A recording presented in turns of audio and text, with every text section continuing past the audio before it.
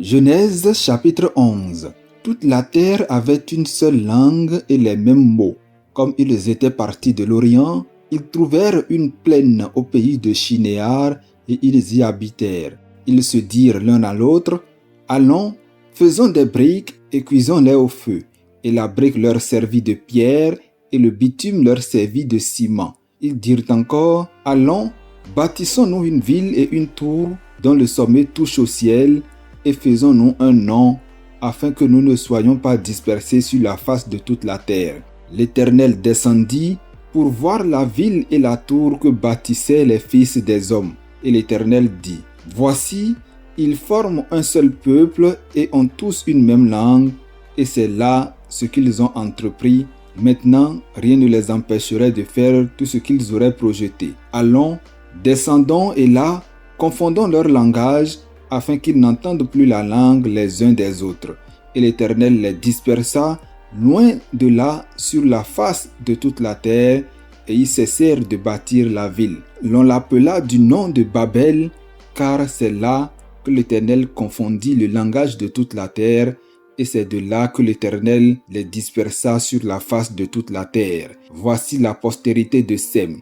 Sem, âgé de 100 ans, engendra Arpachad 2 ans après le déluge. Sem vécut après la naissance d'Arpachad 500 ans, et il engendra des fils et des filles. Arpachad, âgé de 35 ans, engendra Shélach.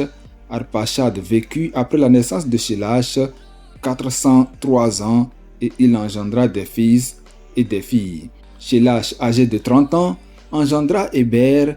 Shélach vécut après la naissance d'Héber 403 ans, et il engendra des fils et des filles. Héber, âgé de 34 ans, engendra Pélège. Héber vécut après la naissance de Pélège 430 ans, et il engendra des fils et des filles. Pélège, âgé de 30 ans, engendra Réu.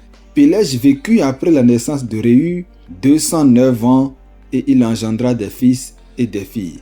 Réu, âgé de 32 ans, engendra Sérug. Réu vécut après la naissance de Sérug 207 ans, et il engendra des fils et des filles.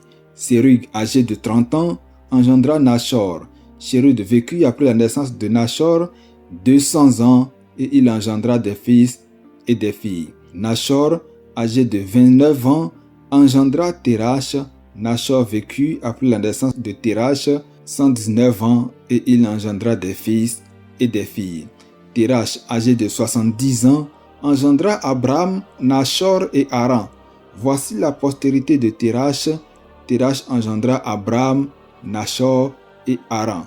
Haran engendra Lot. Et Haran mourut en présence de Térach, son père, au pays de sa naissance, à Ur en Chaldée. Abram et Nachor prirent des femmes.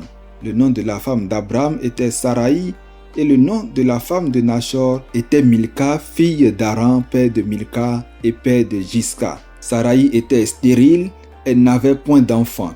Térach prit Abram son fils, et Lot fils d'Haran, fils de son fils, et Saraï sa belle-fille, femme d'Abram son fils.